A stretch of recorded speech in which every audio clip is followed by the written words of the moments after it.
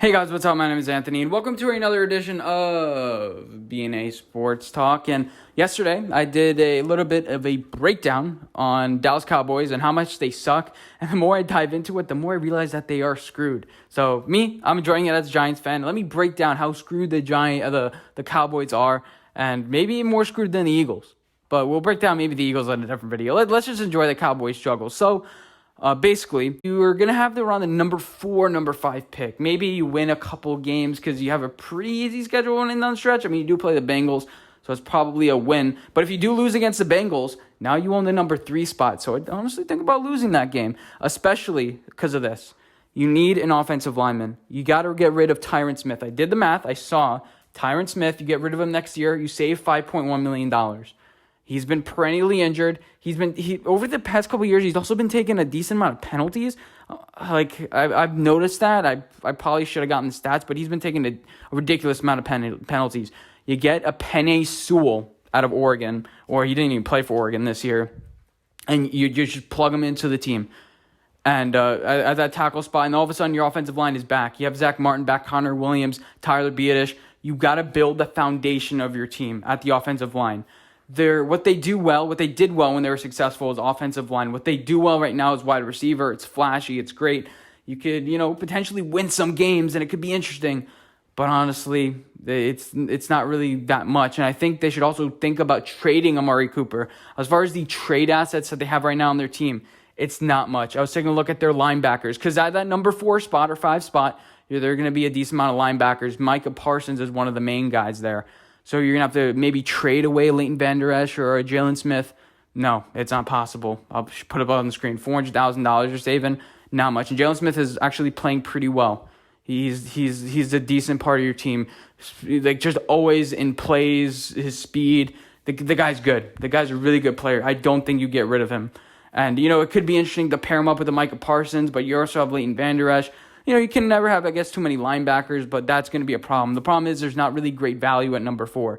As far as other players that can trade, Ezekiel Elliott, that's not move offable. And who would trade for Ezekiel Elliott? Who's going to be running, the teams are just getting their next Wayne Gallmans or their next, I don't know, name the insert running back here, Damian Harris from the Patriots. They're just going to get their next guy, because they realize that sort of stuff works, and they're not going to trade for Ezekiel Elliott. And then what are you going to do, have Tony Pollard and have him as your running back? So, yeah, that's not going to work. There are not really any other players that really trade besides Amari Cooper. And that's the most obvious. You'd save $14 million. So that's already $20 million you're saving. I would cut Anthony Brown as well at cornerback. You're already saving a lot. Especially, I looked at the cornerback market. There's some decent cornerbacks. Troy Hill, one of the main ones. The guy Mackenzie Alexander, there are a decent amount of cornerbacks. I'd look to maybe get one of those guys like a Trey Waynes-ish contract, like $12-13 million.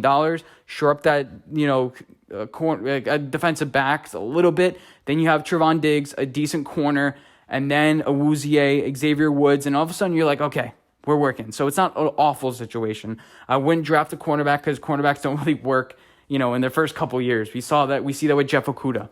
And then as far as the defensive line, you got to get young. Tristan Hill, not great, but, keep on working at Neville Gallimore. Keep on drafting these defensive linemen. Keep on stacking them up. What we saw was Dallas Cowboys get a little bit selfish. Like the Seattle Seahawks, get a little bit selfish sometimes. Trying to get sacks. And it's cool for the sacks. You're like, oh, this guy has 10 sacks. But eventually it doesn't work. DeMarcus Lawrence, have him, lead this team a little bit, but have a youth movement on that defensive line. But it's, again, not really great value at number 4. And, yeah, so Dallas Cowboys are kind of stuck on a little bit of an island. As far as what they should do at quarterback, a lot of people are saying, that they're going to keep Dak Prescott, like the reporters and stuff. But a lot of people are like, draft a quarterback at number 4. Unless you love Trey Lance, I don't do it. As far as what they should do, I don't know. It's just really hard. Let's break it down for you. So they can go after a cheap free agent.